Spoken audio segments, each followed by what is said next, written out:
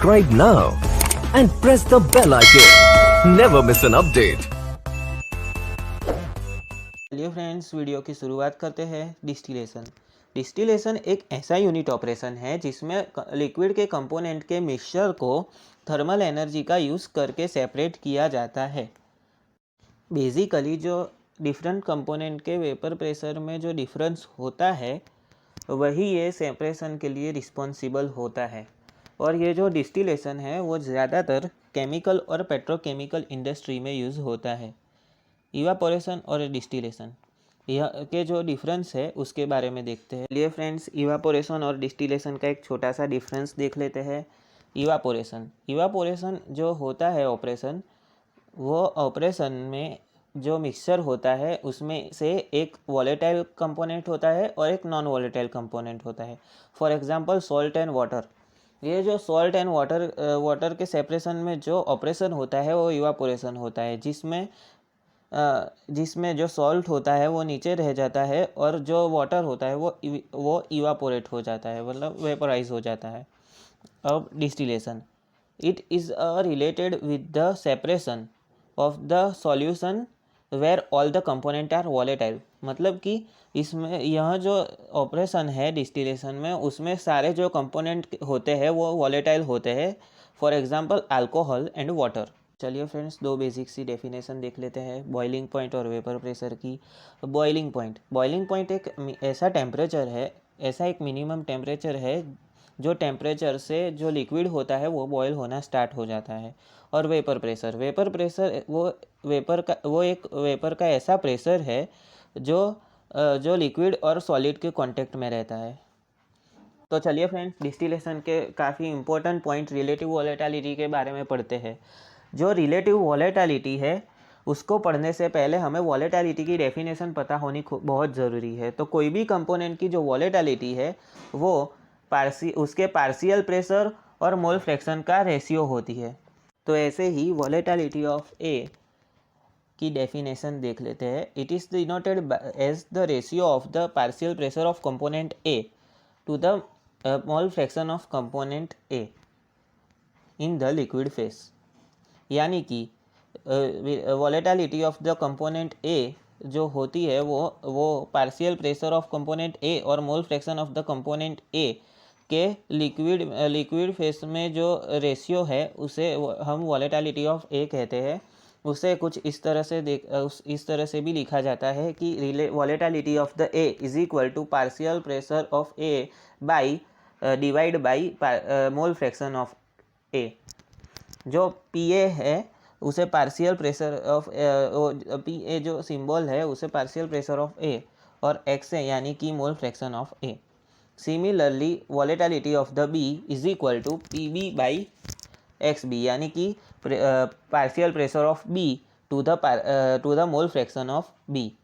Relative volatility, अब जो relative volatility है यानी कि the relative volatility of the A and B is the ratio of the volatility of the component A to the volatility of the component B। तो चलिए friends, relative volatility का equation derive करते हैं। तो friends, हमें relative volatility के formula से definition से हमें रिलेटिव वॉलेटिलिटी की डेफिनेशन से इतना तो पता ही है कि यहाँ जो रिलेटिव वॉलेटिलिटी है ए और बी की, वो वॉलेटिलिटी ऑफ ए और वॉलेटिलिटी ऑफ बी का रेशियो है। और हमें यह भी मालूम है कि जो वॉलेटिलिटी ऑफ ए है वो पार्शियल प्रेशर ऑफ ए और मोल फ्रैक्शन ऑफ ए का रेशियो है। वैसे ही वॉलेटिलिटी ऑफ बी भी पार्शियल प्रेशर ऑफ बी और यह जो मोल फ्रैक्शन ऑफ बी है उसका रेशियो है। यहाँ पे alpha A B is equal to volatility of B A, यानी कि पी ए बाई एक्स है, और वॉलेटिलिटी ऑफ बी यानी कि P B by X B होगा। तो अगर इस इक्वेशन को हम रीअरेंज करें तो हमें कुछ इस प्रकार का इक्वेशन मिलेगा, जैसे कि P A into X B divide by P B into X A. इसे हम इक्वेशन नंबर 1 नाम देते हैं। जब आइडियल कंडीशन होती है तब हम X A is equal to X B लेते हैं, यानी कि एक्स ए की जगह पे एक्स बी की वैल्यू लेने पे हमें P A into X B divide by P B into X B term मिलेगी, जिसमें एक्स बी और एक्स बी सेम होने से वो कट हो जाएंगे, जिससे हमें फाइनल इक्वेशन यानी alpha A B is equal to P A divide by P B मिलेगा। का इस्तेमाल करने पर हमें कुछ इस प्रकार की वैल्यू मिलेगी, यानी कि P A is equal to P into Y A और P B is equal to P into Y B. Number 2 की वैल्यू इक्वेशन नंबर 1 में पुट करने पर हमें कुछ इस प्रकार की वैल्यू मिलेगी, जैसे कि alpha A B is equal to P into Y A. P A की जगह पे हमने पी इंटू वाई ए लिया है और एक्स इंटू एक्स बी, और X A into P into Y B. यहाँ पे हमने पी बी की जगह पे P into Y B according to Raoult's law लिया है। तो यहाँ पे पी पी सेम होने पर जो यहाँ प्रेशर यहाँ जो पी है वो कट हो जाएंगे, जिससे हमें alpha A B is equal to Y A into X B divide by X A into Y B equation. Friends, हम यह तो जानते ही है कि कोई भी कंपोनेंट के मोल फ्रैक्शन का जो सम्मेशन होता है वो 1 होता है, यानी कि यहाँ पे हम अगर X A plus X B is equal to 1 और Y A plus Y B is equal to 1, तो यहाँ पे हम कुछ ऐसा भी लिख सकते हैं कि X B is equal to 1 minus X A, इसे हम इक्वेशन नंबर 4 नाम देंगे, और Y B is equal to 1 minus Y A. तो इक्वेशन नंबर 4 और 5 की वैल्यू अगर हम इक्वेशन नंबर 3 में पुट करें तो हमें कुछ इस प्रकार की वैल्यू मिलेगी। Suppose alpha A B is equal to Y A into 1 minus X A divide by X A into 1 minus Y A. में कुछ इस प्रकार की जो इक्वेशन मिली है, इसको हम क्रॉस मल्टीप्लिकेशन करने पर हम अल्फ़ा ए बी यानी कि alpha A B into X A into 1 minus Y A is equal to Y A into 1 minus X A यह इक्वेशन मिलेगा। इसे अगर हम यानी इसमें यहाँ पे अगर हम अल्फ़ा ए बी इंटू जो एक्स ए है इसको इस 1 माइनस वाई ए के साथ मल्टीप्लाई करने पर हमें कुछ इस प्रकार का इक्वेशन मिलेगा कि alpha A B into X A into 1 is equal to alpha A B into X A, और alpha A B into X A into minus Y A से हमें यह इक्वेशन मिलेगा कि alpha A B into X A into Y A is equal to Y A into 1 minus X ए।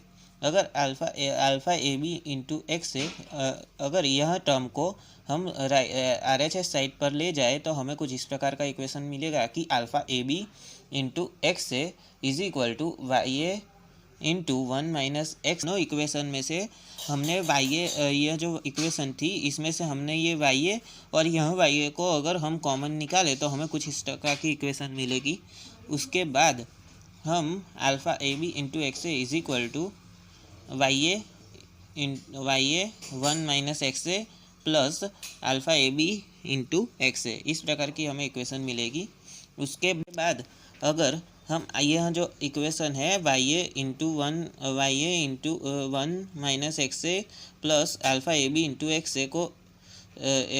ए को rearrange करें तो हमें यह इक्वेशन मिलेगी कि alpha A B into X A is equal to Y A 1 plus alpha A B into X A minus Y A. यहाँ पे हमने कुछ नहीं किया है, यह जो alpha A B into X A की जो इक्वेशन थी इसे हम आगे ले आए हैं और यह जो एक्स ए था इसे हम पीछे ले आए हैं, जिससे हमें यहाँ इक्वेशन मिलेगी कि 1 plus X alpha A B into X A minus X A. तो इससे यहाँ पे हम देख पा रहे हैं कि यह जो एक्स ए है और यह जो एक्स ए है यह सेम दिखाई दे रहे हैं, तो इसे अगर हम कॉमन निकालें तो हमें कुछ इस प्रकार की इक्वेशन मिलेगी। सो अगर हम यहाँ पे यह जो इक्वेशन है वाई ए के सिवा जो इक्वेशन है इसे हम यहाँ पे ले आए तो हमें कुछ इस प्रकार की इक्वेशन मिलेगी कि Y A is equal to alpha A B into X A divide by 1 plus X A into alpha A B minus 1। तो अगर यह जो इक्वेशन मिली हमें वो relative volatility of A B का फॉर्मूला है। अगर हम इसे जनरल फॉर्म में लिखना चाहे तो हम उसे ऐसे भी लिख सकते हैं कि y is equal to alpha into X divide by 1 plus X into alpha minus 1। Friends, यहाँ पे रिलेटिव वॉलेटिलिटी की वैल्यू हमेशा 1 से ज़्यादा रहनी चाहिए। अगर 1 से कम हो तो सेपरेशन पॉसिबल नहीं हो पाता है। तो और जितनी 1 से ज़्यादा हो उतनी ही सेपरेशन प्रोसेस हमारे लिए इजी बन जाती है। फ्रेंड्स, आज के वीडियो के लिए बस इतना ही। मैं आशा रखता हूँ कि मैंने आपको जो कुछ भी समझाने की कोशिश की है वो आपको समझ में आ गई होगी। अगर कोई डाउट है तो मुझे कमेंट सेक्शन में ज़रूर बताएं। और हाँ, मेरी वीडियो को लाइक और मेरी चैनल को सब्सक्राइब करना बिल्कुल भी ना भूलें। चलिए फ्रेंड्स, इक्वेशन को एक बार रिवाइज कर लेते हैं। हमें फॉर्मूला से यहाँ तो पता ही था कि alpha A B is equal to volatility of A divide by volatility of the B, यानी कि volatility of the component A और volatility of the component B के रेशियो को रिलेटिव वॉलेटिलिटी कहते हैं। तो alpha A B is equal to A B is equal to partial pressure of the component A by partial pressure of the component B, यानी कि volatility of the A divide by volatility of the B ले तो हमें equation उसको ये equation को rearrange करने पर हमें इस प्रकार का इक्वेशन मिलेगा जिसे हमने इक्वेशन 1 दिया था। और अगर सपोज हम इसे आइडियल कंडीशन ले ले तो X A is equal to X B, यानी कि दोनों का मोल फ्रैक्शन सेम हो जाता है, जिसकी वजह से हमें वैल्यू कुछ इस प्रकार मिलती है कि alpha A B is equal to P A into X B divide by P B into X B, यानी कि पी बी सेम हो जाने पर ये कट हो जाता है, जिसकी वजह से हमें alpha A B is equal to P A divide by P B equation मिलता है। अब जो हम राउल्स लॉ का इस्तेमाल करने पर हमें कुछ इस प्रकार की वैल्यू मिलती है, जिसे हमने इक्वेशन नंबर 2 दिया था नाम।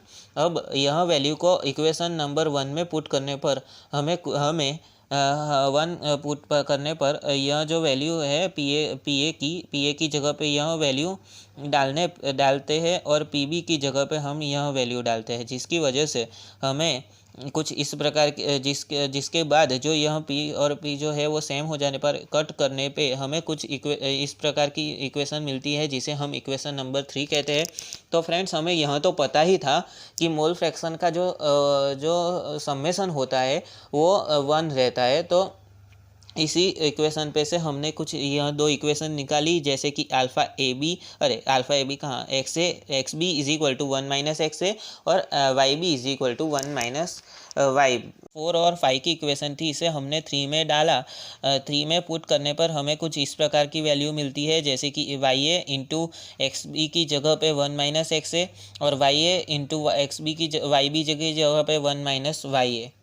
तो इसे हम क्रॉस मल्टीप्लिकेशन करने पर हमें कुछ इस प्रकार का इक्वेशन मिलता है। बाद में हमने जो ये इक्वेशन मिला इसे alpha A B into X A को इसके साथ मल्टीप्लाई करने पर हमें कुछ इस प्रकार का इक्वेशन मिला।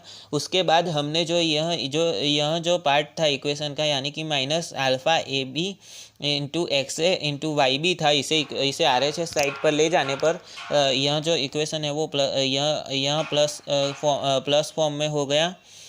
उसके बाद हमने यह वाई ए को आर एच एस साइड से कॉमन निकालने पर हमें कुछ इस प्रकार का इक्वेशन मिला। उसके बाद हमने जो वाई ए था उसे सूत्रधार बनाकर सूत्रधार बनाया तो हमें कुछ इस प्रकार का इक्वेशन मिला। यह जो है वो अल्फ़ा ए बी की रिलेटिव वॉलेटिलिटी ढूंढने का फॉर्मूला है और इसे जनरल फॉर्म में हम इस प्रकार भी लिख सकते हैं।